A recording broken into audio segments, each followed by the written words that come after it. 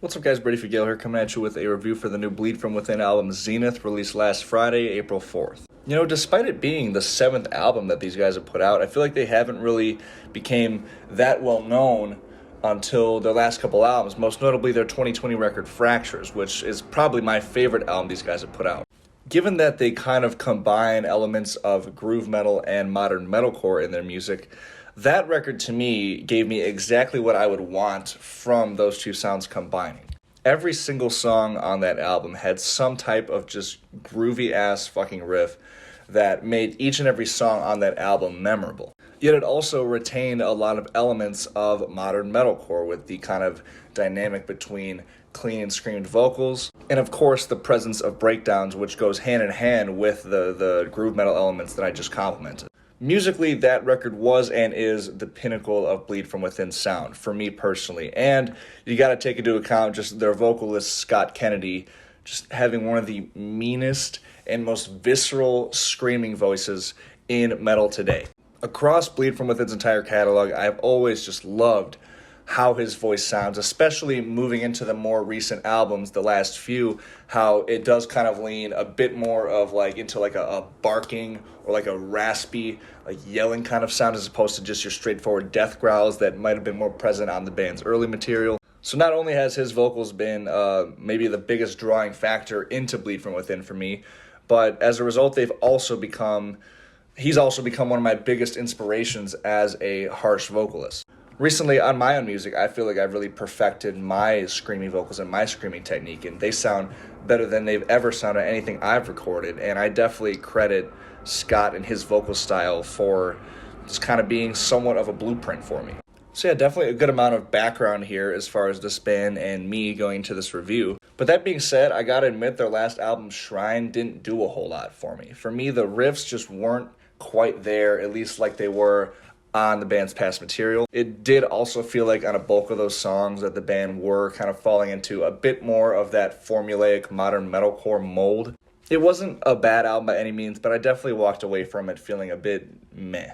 But here comes the band with their first album since then. It's been about 3 years now, and they dropped some pretty killer singles for it, all of which definitely sounded a bit different from each other, a bit explorative at times. It made me pretty excited and intrigued into what this album would sound like. And going off of that, there are definitely at least a handful of songs on here that just these tracks alone completely surpass Shrine as an entire body of work.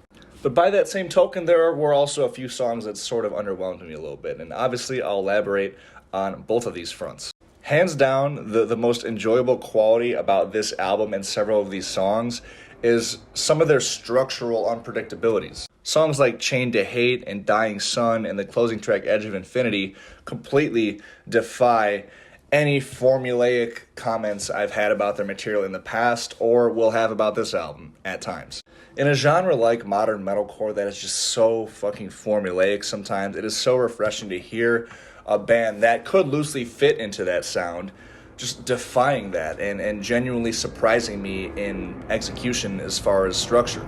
Like, as soon as you hit play on Chained to Hate, it hits you with that barrage of thrashy, groovy riffing, yet these parts are kind of spaced out and separated by some quick guitar solos. There's also that quiet part that kicks in about 2/3 of the way through that just is really moody sounding, yet it explodes into maybe the meanest sounding breakdown on this entire album with some real vicious, almost guttural leaning vocals from Scott Kennedy here.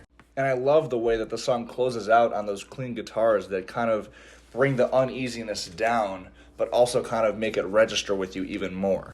Dying Sun is a song that, although it does have those like full sounding clean vocal choruses, 2 of them to be exact, the overall just sludgy feel of this song does make it really stand out among the other tracks.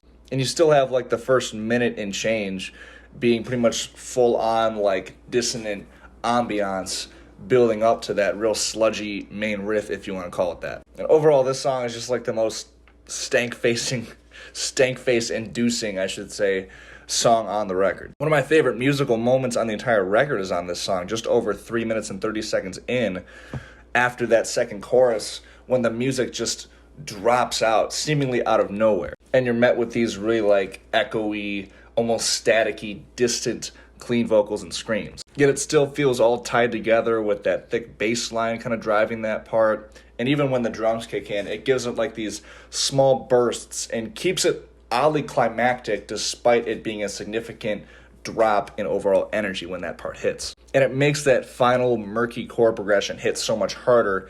It's just an awesome way to end this song. My favorite track on the album, hands down, is the closing track, Edge of Infinity.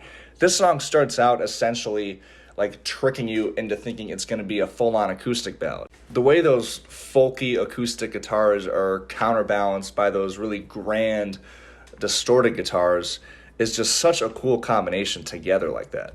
And then, of course, you get the clean vocals in, and then just over a minute and 45 seconds in, it kicks back into, at this point of the album, pretty familiar territory, getting heavy again. But the song never quite gives you a chance to fully get settled in or for it to get stale sounding, being it's the last song on here. Instead, you're meted with, for me, the best guitar solo on the record, too. And then the song ends with some more folky acoustic guitars, some more distant, echoey vocals, and some really lovely sounding pianos. The song is just, it's so dynamic in its moods, in its just energy levels, in its emotions. A song like this not only feels like brand new territory for this band, but it's exactly what I would have wanted to hear going into this album. And it's also an example of a generally heavier band within metalcore going a bit more melodic and actually pulling it off. Another song that actually does that really well for me is Hope in Hell, which was the third single. And it's funny because I'm sure anybody who is familiar with this album and that song, hearing me talk about formulaic nature so far being like a criticism of mine, I'm sure maybe you were expecting this to be one of my least favorite songs on here because it definitely is one of the more radio-friendly tracks. It's definitely the most melodic. But let me tell you why I like it. The emphasis on mood in this song makes it completely like dodge and honestly squash any songs by this band's peers that are strictly going for just it being radio friendly. This song incorporates some really prominent emotion and moodiness. That main clean guitar chord progression in the verses is the best example of that, and even the chorus, which is a bit more, I don't know if I want to say octane, but overall just upbeat, it still is a really smooth contrast between those parts, especially with that kind of pre-chorus section having the screams over it. There's a pretty crushing breakdown in the bridge. This song is a great example of how to actually pull off this formulaic modern metalcore sound. The reason why it's hard for a lot of bands to do that for me is just because of the overall lack of emotion. But no, especially in the full album context, there's another song that is really set apart. I think if there were like half the album that sounded like this, then it would be a problem. But like those heavily Breaking Benjamin influenced verses are great. And it's especially sent home by the clean vocal performance from Snev Jones. I love his vocal delivery in those verses, how he kind of goes into that lower register in that final line before the screams kick in. Awesome. And as far as other highlights on here, the first two singles, Hands of Sin and In Place of Your Halo, are both awesome. Like, have been on my gym playlist pretty consistently since they dropped. In Place of Your Halo in particular has that bagpipe breakdown that I know like everybody was talking about, but I mean, it's pretty deserving of that because it just it goes hard. And I'm all for some unconventional instrumentation, again, especially in a modern metalcore album. It really spices things up, as long as it does feel natural and not just like thrown on top. And then there's also the intro track Violent Nature, which is fucking heavy. It's got some sick blast beats, which I think are great. And Immortal Desire has some cool moments in it too, like those moody verses. It was great hearing Brondela from Mastodon make an appearance on this album. So there's definitely a lot to enjoy on here. If you've been a longtime fan of this band, I can definitely see you enjoying this album. But that being said, that there are a few underwhelming tracks for me on here. Most notably the songs that just, especially riff-wise, just don't feel like they really bring anything memorable to the table. Like the main riff of the song God Complex is just so bland and uninventive, which is a shame because there's actually some pretty cool bendy riffing in the verses and the breakdowns, but just that being the main riff of the song and the song just kind of being relatively low in dynamics, especially compared to the other tracks on here, really sets it back. And this song is also a great instance of my other main criticism of some of the songs on here, which is the ones that do really fall into that formulaic modern metalcore formula. And this song really does just that to a T. I mean, aside from, I guess, a breakdown, it's replaced with guitar solo, which at least does feel a little bit fresh.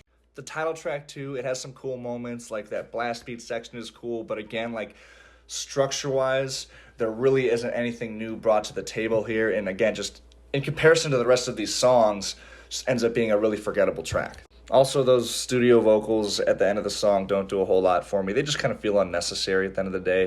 And same with the track Known by No Name. This is one that, again, structure-wise, doesn't really venture out much. There's some more, to my ears, just unnecessary added studio vocals in there, especially like in those final choruses where the vocals just sound really, really layered and saturated when they just, in my opinion, don't need to be. I don't think there's any song on this album that's downright bad. It just, I guess one kind of disadvantage to having like this handful of really rock solid and awesome sounding songs, to be frank, is just that it makes other songs sound like clear filler territory. On the topic of studio vocals, though, I mean, the ones on Immortal Desire at least do sound pretty cool rhythmically. They're a bit more almost frantic sounding, and they are layered with each other as opposed to just kind of sounding like an extra like embellishment on the clean choruses. I do think even in this song they are a little bit overused, but in that intro, I will admit they sound pretty fucking sick. My biggest disappointment with that song was actually Bron Daylor. I mean, he sounds great from a performance standpoint, but the way his vocals are produced, they were produced very much in a similar way as Bleed From Within's typical clean vocals are produced, which is just sounding a bit more spacious, a bit more atmospheric rather than precise. Like, I just remember hearing that chorus for the first time and thinking, like, why is he not that audible?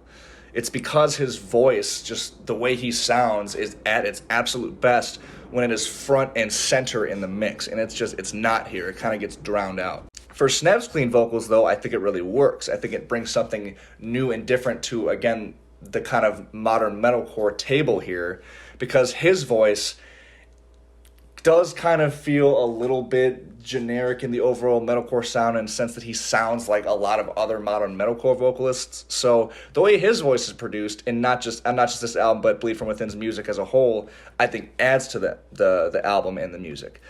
Producing Bron's voice like that, I don't think it did it very good justice. But on the topic of vocals, I gotta say, Scott sounds fucking awesome on this record, performance-wise and production-wise. I especially love when his screams are over some calmer or more atmospheric music. It just creates this really cool dynamic that even makes his voice sound even meaner and heavier. Immortal Desire is actually my favorite instance of that, with his vocals in particular. Also Hope and Hell, great instance of that. And everywhere else too, he's a fucking monster on this album. As far as elsewhere on the board, I do think this album is produced pretty well. It doesn't sound overly polished. It might be a little bit overproduced or oversaturated as far as like the studio vocals like I was talking about earlier, or just elsewhere added studio effects that aren't really necessary. Instrumentally, I think my favorite aspect of this album production-wise is actually how the bass sounds. There are several parts on this album where not only musically the bass takes prominence, but even when it doesn't, it sounds really distinguishable and audible, which is pretty rare for modern metal. My favorite of which being, again, that quiet break in Dying Sun. But yeah, overall, this is a very solid album. Definitely a step up from Shrine. Maybe not quite as consistent as Fractures was, but it was great to see this band lose some of the formula that was on their last record. It was great to see them expand in new directions we've never heard from them before. And of course, it was great to see them retain and carry over a lot of the same elements that we have come to love from their music. For all those reasons, I'm going to score this album a 23 out of 30. As always, thank you guys so much for watching. If you've heard this album, if you're a fan of this band, definitely comment below your thoughts. I would love to hear them. Remember to hit subscribe for more rock and metal-related content, and check the description of the video for my Instagram, Spotify, and Threads links. Also, my own original music that I'll be dropping under the name O Mentor, which I'll link in the description as well. And once again, thank you guys so much for watching, and I'll catch you guys next time. Peace.